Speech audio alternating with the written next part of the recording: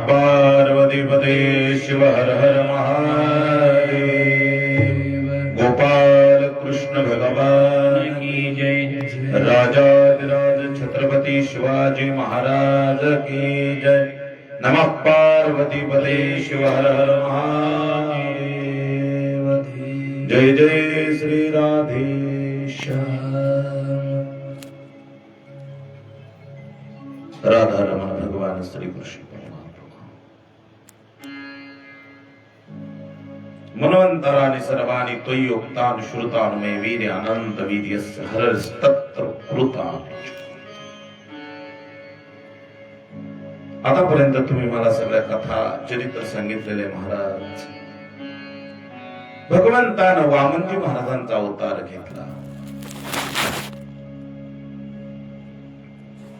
का घेतला त्याचं कारण काय?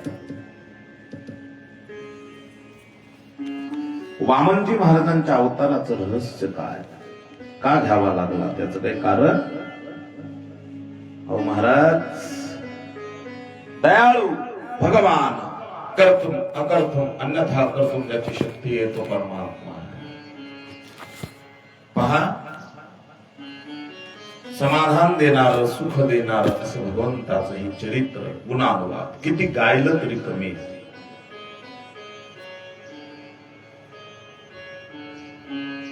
बले पदत्रयं भूमे। बली राजा आणि देव त्याच्या दारात गेला भिक्षा मागण्याकरता। तस्मात् हृदयाचित तर्पण वल्लभार्थो पिबवंतकम्। बलिराजानं भक्ती केली, त्या भक्तीचं नाव आहे आत्मनिवेदन। स्वतःचा आत्माही तिथे समर्पित केला जातो, ती भगवंताची भक्ती आहे। पैसा धन संपत्ती फुलं पत्रम पुष्पम फलम तोयम हे सगळं देवाला दान देता येईल, पण आत्मनिवेदन हे भगवंताला अर्पण करणं हे फार अवघड आहे। आणि तो एखादा बलिराजासारखा भक्तच देऊ शकतो। बलिराजानं ते अर्पण केलं, भगवंतानं ते स्वीकार केलं आणि जगाच्या मायबापानं त्याचा उद्धार। निमित्त मात्र आहे बलीला सुतलात घातलं निमित्त, पण आजही देव बलिराजाच्या दारात सेवा करतो। बलिराजाच्या घरी भगवान सेवक आहे, दास्यत्व करतो बलिराजाच्या घरी। जिथे जिथे भक्त असतात तिथे तिथे भगवान परमात्मा सेवा करतो। त्यात नवल काय? करतो नाही का? सेवा करतो, त्याचं गृहीतच आहे, त्याची सेवाच आहे, त्याला तिथे अर्पण करावी लागते। म्हणून भगवंताला अर्पण केलेलं तत्व आहे।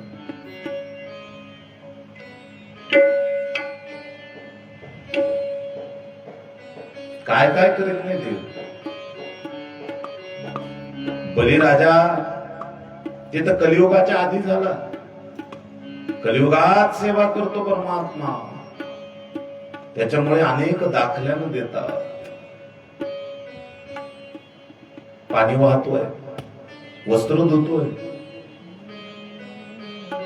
चंदन ओघाळण करतोय, पूजेला साहित्य अर्पण करतोय, आणि हे सगळं देत असताना निळोपराय सांगतात, निळामणी देव राधे ज्यांचे घर, निळामणी देव राधे ज्यांचे घरी, निळामणी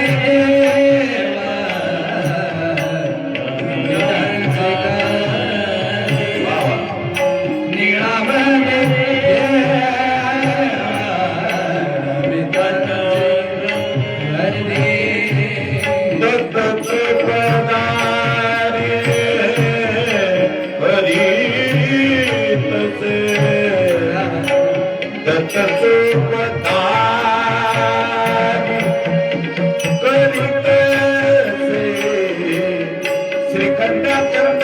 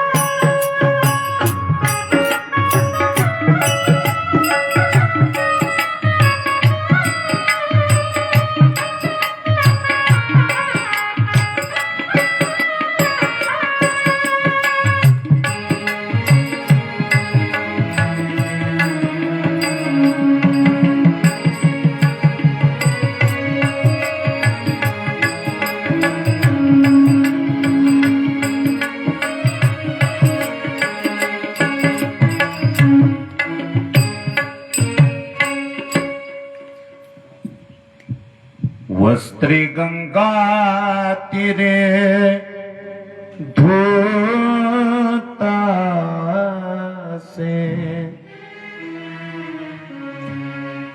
परमात्मा जगन्नियंता भगवान तिथे सेवा करतो, तिथे राहतो.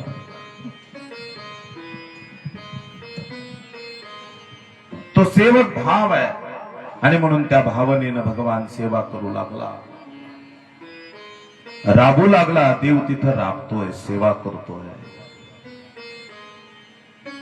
बलिराजाला सुतलात घातलं, 3 पाय जागा दान मागितले. शुक्राचार्य आडेवाले, गुरु महाराज. गुरुचं कामच असतं आपल्या शिष्याला सावरायचं. जगामध्ये गुरु महाराज आपल्या शिष्याला सावरत असतात. शिष्याला खड्ड्यात घालणारा गुरु नसतो.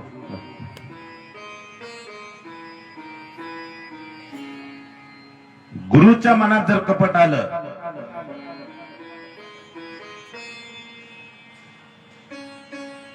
शिष्याची सेवा जर तत्पर असली, चांगली असली, आणि गुरुच्या मनात जरी कपट आलं तरी शिष्याचं नुकसान होत नाही.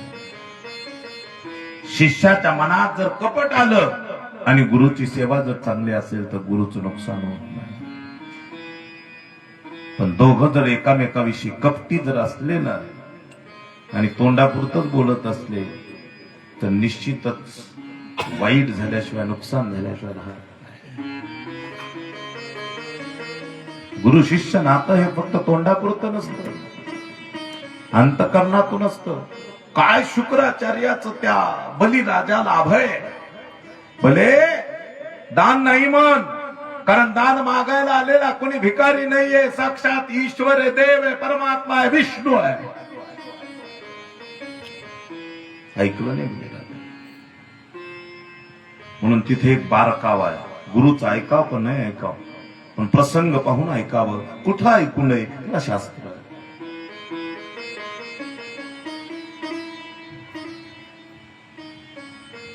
नायकावे ऐसे गुरुचे वचन,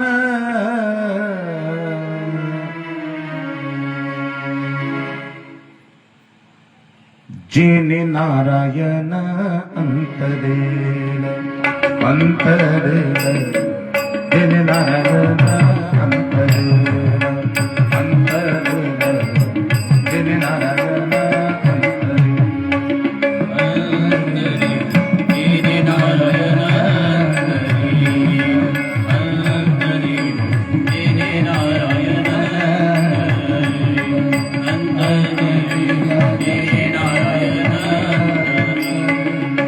नायकावे ऐसे गुरुदेव वचन, नायकावे ऐसे गुरुदेव वचन, नायकावे ऐसे, नायकावे ऐसे, नायकावे ऐसे गुरुचे वचन, जिने नारायण अंतरे अंतरे, जिने नारायण अंतरे.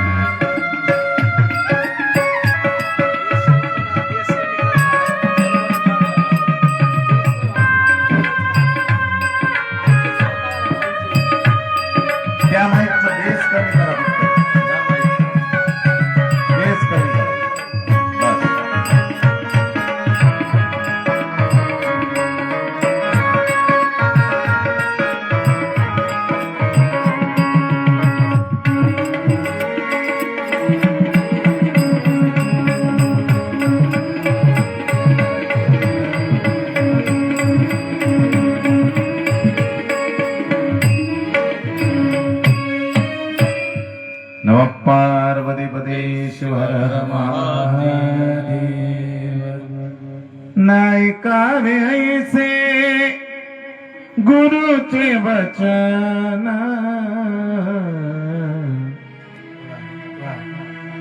जिने नारायण अंतरील अंतरील, जिने नारायण अंतरी. काय ऐकावं नाही? ऐकाय मायबाप. शुक्राचार्याचं ऐकलं नाही बलिराजानं.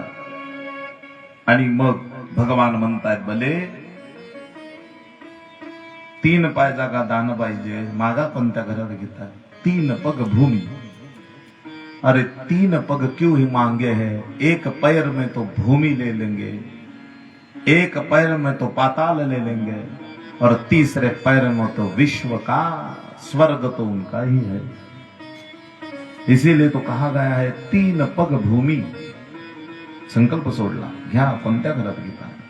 शुक्राचार्य झारीत जाऊन बसले, पाणीच खाली पडायना. अग्रीमेंट करायचं होतं. आजच्या भाषेत ज्याला आपण लिखापडी म्हणतो, अग्रीमेंट, रजिस्ट्री म्हणतो. पूर्वीच्या काळामध्ये त्याला संकल्प म्हणायचे. संकल्प हातात घेऊन बोली भाषेवर होतं सगळं. आमच्या जुन्या वाटण्या तशाच होत्या 50-50 वर्षापूर्वी. घरामध्ये सांगितलेलं वाटण्या म्हणजे इकडून दोरी धरायची, हे इकडचं तू घे, बापाने सांगायचं हे तू घे, हे तू घे, हे राहिलेलं मधल्या. बस त्याच्यावर जायचं आणि तिथून पुढे सुरू. आता सरकारी मोजणदार भावा भावात इकडं इंच भर नाही जमत, तिकडं इंच नाही भरत, मोजून घेऊ. त्याला काय? अख्ख्या अर्ध्या जमिनीची फीस, अर्ध्या जमिनी इतकी फीस मोजणदाराला का जायना. पण 10-12 मोजल्याशिवाय होत नाही. आमचा इगो, अहंकार, एका रक्ताचे असून सुद्धा आमचे आडवे येणारे दुःख हे त्रास देत असतात. हे सगळ्यात मोठं दुर्दैव. इगो आपला आडवा येतो, इगो. आणि त्याच्यामुळे हातात पाणी घ्यायचं, झारी आणली. शुक्राचार्य झारीत बंद बसले, पाणीच पडायना. एक काडी घेतली, छिद्रात घातली, डोळा फटकन फुटला. ती प्राद भूमी दानेन वामन देवता प्रियता नमम संकल्प सुटला. शुक्राचार्य बाहेर आले. याने 3 पाय जागा द्यायचा संकल्प केला. मी का एका जागा, एका पाय देण्याचा, 1 डोळा देण्याचा केला का? म्हणजे डोळा वामन म्हणजे मी घेतला नाही. डोळा घेतला कोणी? तुकोबारायांना विचारा. आडाला म्हणून फोडीला डोळा, बळीने आंधळा शुक्र केला. एका पायात खालचे 7 लोक, दुसऱ्या पायात वरचे 7 लोक, तिसरा पाय ठेवायला जागा नाही. बलिराजाला वरून पाशानं बांधलं. बलिराजा सामान्य कुळातला नव्हता. बलिराजाच्या वडिलाचं नाव होतं विरोचन, आणि विरोचनाच्या वडिलाचं नाव होतं प्रल्हाद. प्रल्हादाचा कोण होता? नातू. प्रल्हादाचा नातू होता. चांगलं कुळ होतं म्हणून बलिराजा दाता होता. दाता निघण्याकरता चांगलं कुळ लागत असतं. होय अप्पा, तुमच्या पुण्याईनं कथा होत नाही तिथं. तुम्ही म्हणले ना मागच्या, फक्त तुमच्या पुण्याईनं नाही, तुम्ही जे बॅनरवर लिहिलंय आपल्या पिताश्रींचं वर्णन, वैकुंठवासी सोपानरावजी उगले,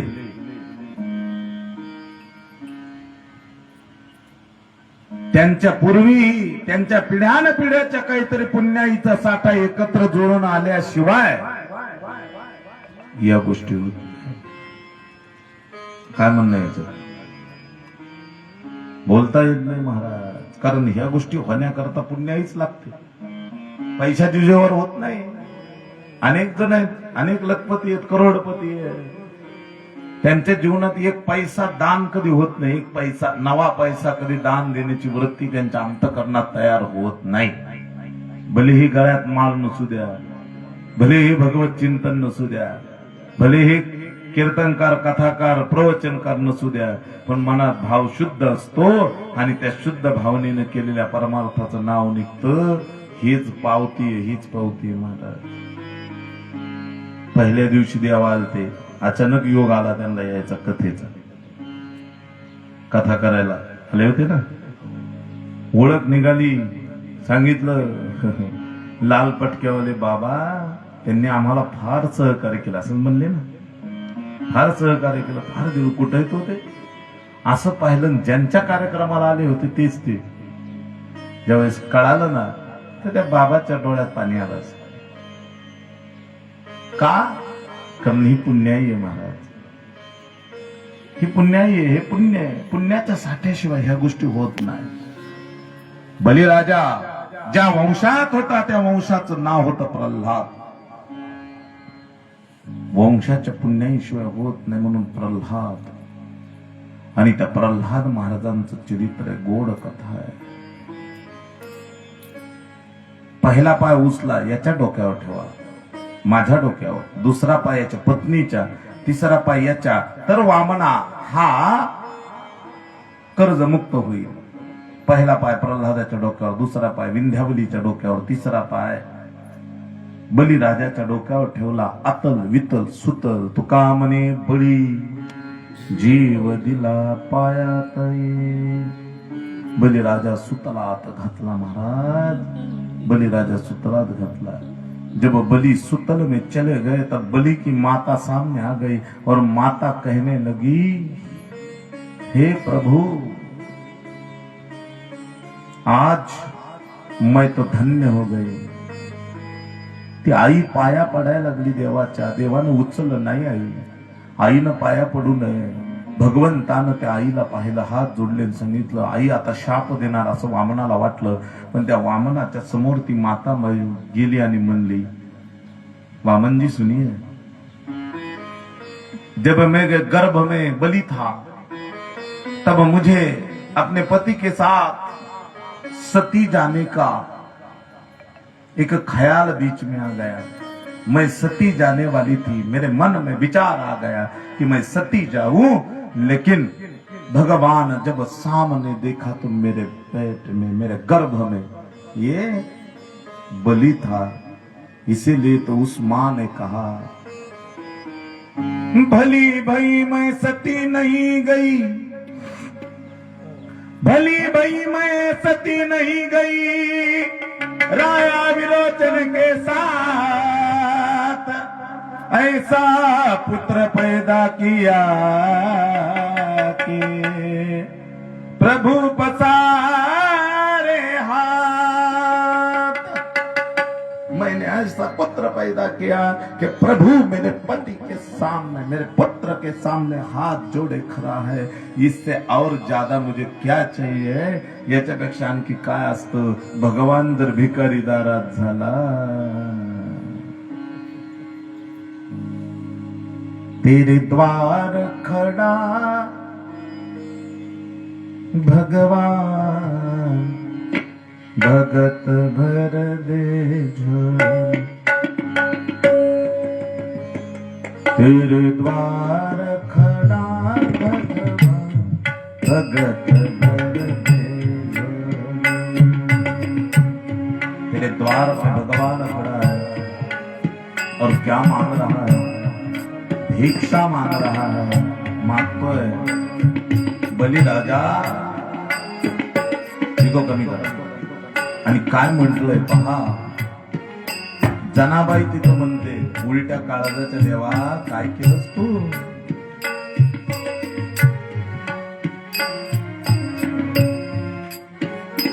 बली सर्वस्वे उदार, बली सर्वस्वे उदार, बली सर्वस्वे उदार, बली सर्वस्वे उदार. तिने उभारीला पर, तिने उभारीला पर, तिने उभारीला पर, तिने उभारीला पर. ही करणे कहार, करणे कहार, करणे कहार,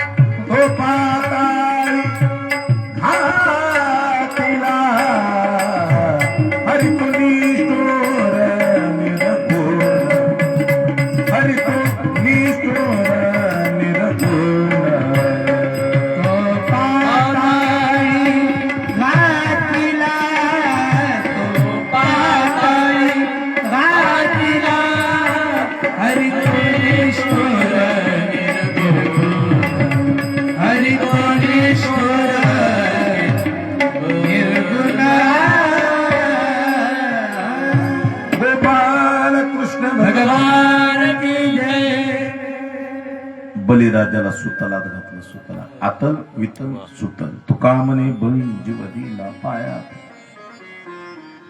आता देवाला बळीराजाला बांधलं, पण बळीराजानं सुद्धा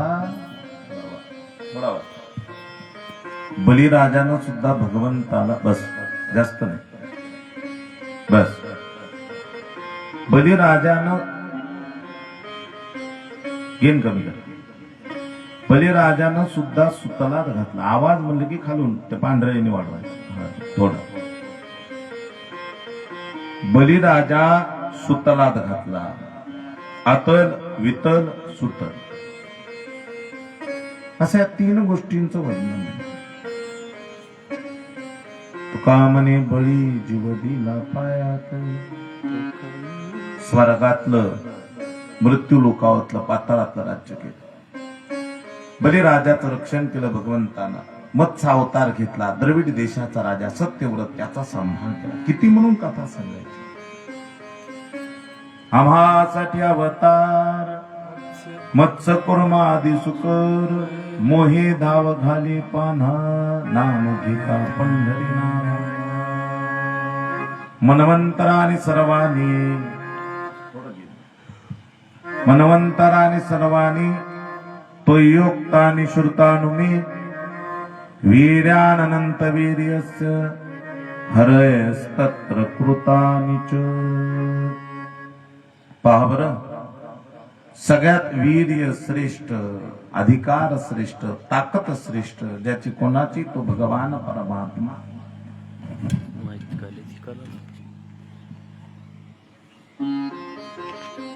हरि से कोई ने बड़ा दीवाने, क्यों गफलत में पड़ा. हरि से कोई ने बड़ा दीवाने, क्यों गफलत में पड़ा. हरि से कोई ने बड़ा दीवाने, क्यों गफलत में पड़ा. हरि से कोई ने बड़ा दीवाने, क्यों गफलत में पड़ा. हरि से कोई ने बड़ा दीवाने, क्यों गफलत में पड़ा. हरि से कोई ने बड़ा दीवाने, क्यों गफलत में पड़ा. हरि से कोई ने बड़ा दीवाने, क्यों गफलत में पड़ा. हरि से कोई ने बड़ा दीवाने, क्यों गफलत में पड़ा.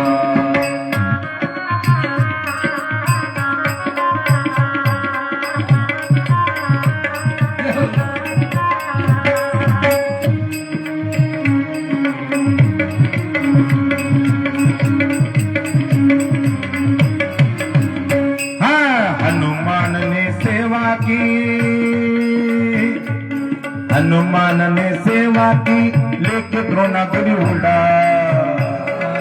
सेवा की, लेके द्रोणागिरी उड़ा. लेके द्रोणागिरी उड़ा. हरि से कोई ने बना दीवाने, क्यों गफलत में पड़ा. हरि से कोई ने बना दीवाने, क्यों गफलत में पड़ा. हरि से कोई ने बना दीवाने, क्यों गफलत में पड़ा. हरि से कोई ने बना दीवाने, गफलत में पड़ा.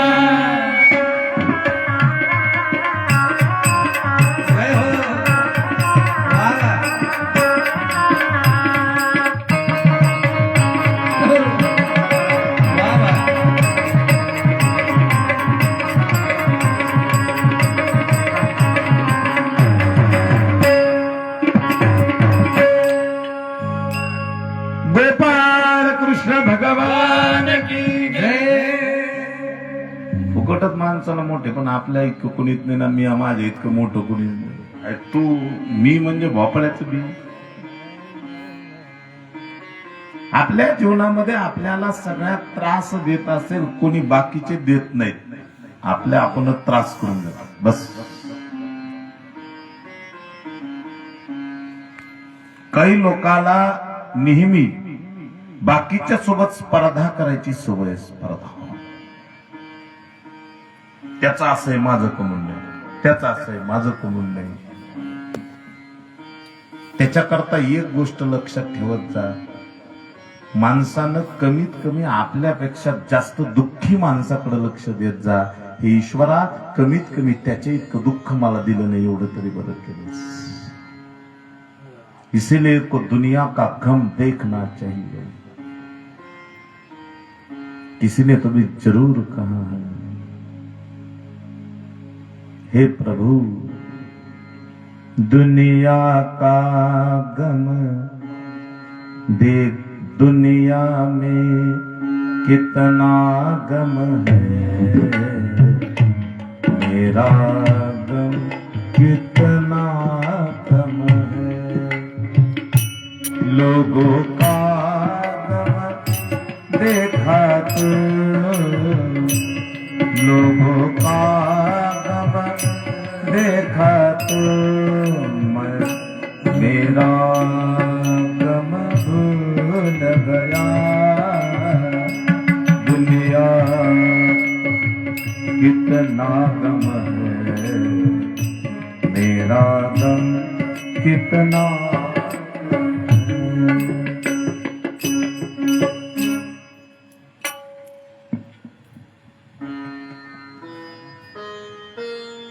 हिंदी गाणं आहे तरी देखील अर्थ चांगला आहे म्हणून म्हणतो.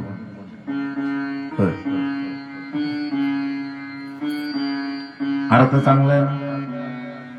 माणसानं दुःख पाहिलं पाहिजे. स्पर्धा खेळायची, स्पर्धा जरूर स्पर्धा खेळा.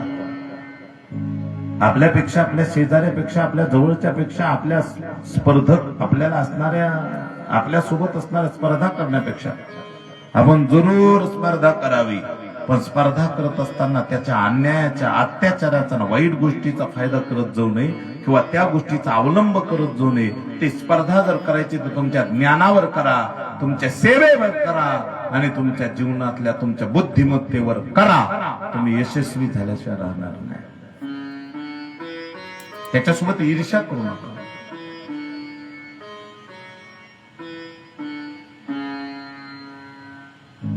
खोटेपणानं वागू नका. स्पर्धा करायची असेल तर चांगल्या गोष्टी नका. हे अनेक उदाहरणं दिलेले आहेत. काय बोलत होतो लक्ष द्या मायबाप. सामान्य नाही, अति गोड आणि अति सुंदर उदाहरण दिलेलं आहे. त्याची इतकी शक्ती कोणाची नाही म्हणून त्याच्या शक्तीचं वर्णन ज्या कथेत केला जातो त्या रामकृष्णांच्या कथा आहेत. इसीलिए तो कहा गया है जिस देश में राम है, जिस देश में कृष्ण है, ये राम कृष्ण इनके नाम है. आज भगवान श्री कृष्णाची जन्मकथा आहे. आज रामप्रभूंच्या जन्माचं चरित्र आहे. सूर्य आणि चंद्रवंश यांचं वर्णन आहे. मला ती कथा सांगा असं परीक्षिती महाराज विनंती करतात. आणि ती विनंती केल्यानंतर मग शुकदेवजी ती चरित्र सांगतात. श्री शुकोवाच. शुकदेवजी कहने लगे प्रभो श्रूयता मानवो वंश प्राचुर्येण परन्तप न शक्यतो विस्तरतो वक्तुं वर्ष शतैरपि. 100 वर्ष जरी मी कथा सांगत बसलो तरी ती कथा पूर्ण होणार नाही. कोणाची? चंद्र आणि सूर्याच्या वंशाची. किती वर्ष? 100 वर्ष. परीक्षितेला तर 7 दिवसात सांगायचंय. मग काय सांगितलं? मुख्य राजे आणि त्याचं वर्णन सांगितलं. श्रेयता मानव वंश प्राचुर्येण परंतप. किती मोठा वंश आहे मानवाचा, किती मोठा वंश आहे या माणसाचा. ऐका माय बाप, थोडक्यात उदाहरण देतो. चंद्र आणि सूर्यवंश आहे 2 जगाच्या पाठीवर. सूर्य किती आहेत? सूर्याचे रूप 12 आहेत. कोणते कोणते 12 रूप नावं सांगतो मोजा. विवस्वान आर्यमा पुखा त्वष्टा सविता भग धाता विधाता वरुण मित्र इंद्र त्रिविक्रम. झाले ना 12 सूर्य झाले ना. होय नाही मोजले? मी सांगितलं होतं मला, तुला नाही सांगणार. सगळ्यात मोठा होता विवस्वान नावाचा सूर्य. त्याला श्राद्धदेव नावाचा मुलगा. श्राद्धदेवाला श्राद्धा नावाची पत्नी. दोघाला संतती होईना. तिकडे चाललं ते लोक म्हणते ते खाली दिसत.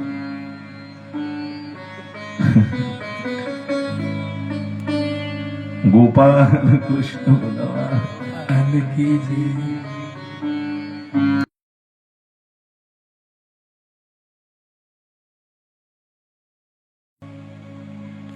श्रद्धा नावाची पत्नी, श्रद्धादेव नावाचे पिता, त्यांच्या पोटी संतती व्हावी अशी इच्छा. पुत्र कामेष्ठी यज्ञ झाला. प्रसन्न झाले यज्ञनारायण. काय मागायचं ते मागा. त्यांनी मागणं मागितलं. राणी म्हणली मला मुलगी पाहिजे, राजा मला मुलगा पाहिजे. दोघांचे दोन मत तयार झाले. काय करावं आता यज्ञनारायणानं.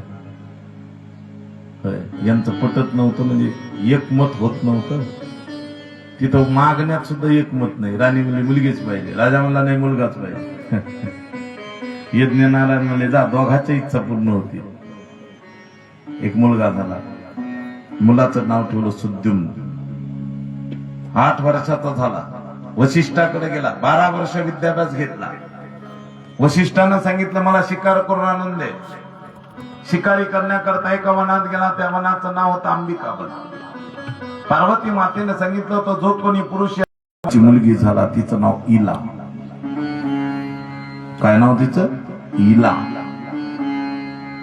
चंद्राला 27 पत्न्या, पण संततीने चंद्रानं बृहस्पतीची पत्नी तारा हिच्यापासून एक मुलगा निर्माण केला. त्या मुलाचं नाव बुध.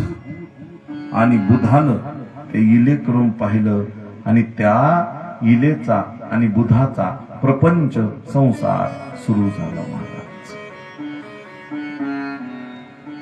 मुलगा झाला पुरुरवा. मुलगा झाल्यानंतर हिला आठवण आली. त्या मुलाची मुलगी झाली हिला. अरे मी तर पुरुष होतो आणि मग स्त्री कशी झाली. वशिष्ठाला कळालं. वशिष्ठ तिथे गेले.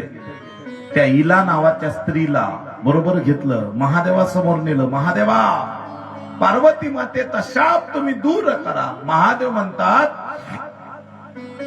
पार्वतीचा शाप मला बदलता येत नाही, पण मी आशीर्वाद तर देऊ शकतो. मग कोणता आशीर्वाद दिला?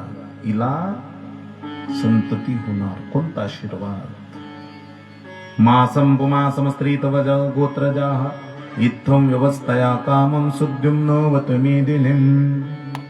6 महिने स्त्री 6 महिने पुरुष असं याचं रूप परिवर्तन होईल म्हणून आशीर्वाद दिला. एक मुलगी, राणीला मुलगी मिळाली, तिचं नाव इला. आणि राजाला मुलगा मिळाला, त्याचं नाव सुद्युम्न.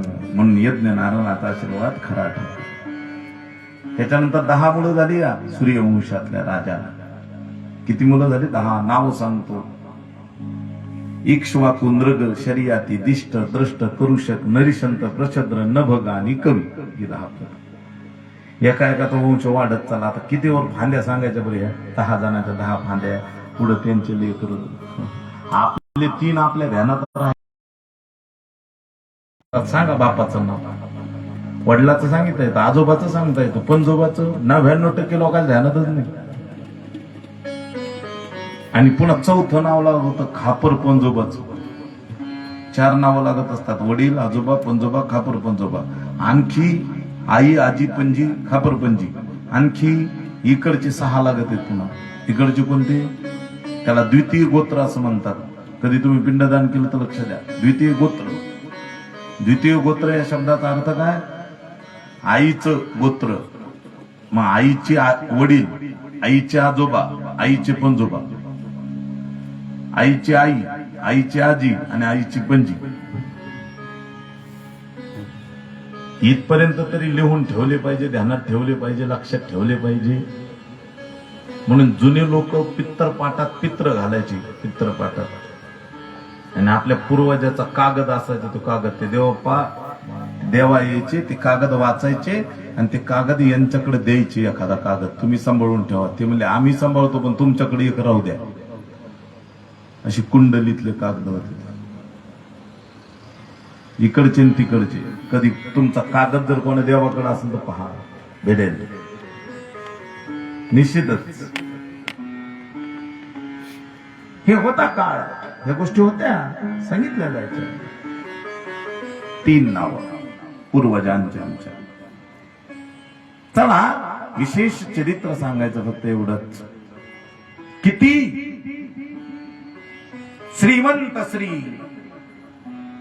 भगवान परब्रह्म परमात्मा भगवंताचं गुण भगवंताचं चरित्र भगवंतानं अवतार घेतला सूर्य आणि चंद्रवंश त्या सूर्यवंशाचं चरित्र सांगा आपण पाहत आहोत शर्यती रावाचा राजा सुकन्या नावाची कन्या चवन ऋषीचे तिनं डोळे फोडले ही कथा आहे अश्विनी कुमारानं 12 महिने उपचार केला चवन ऋषीला पुन्हा तरुण केलं आणि चवन ऋषी अश्विनी कुमार 3 जण आले पतिव्रतेला ओळखलं सांगितलं त्या सुकन्येला पतिव्रते ओळख तुझा पती कोण आहे सुकन्येनं आपल्या पतीला ओळखलं भगवंताचं ध्यान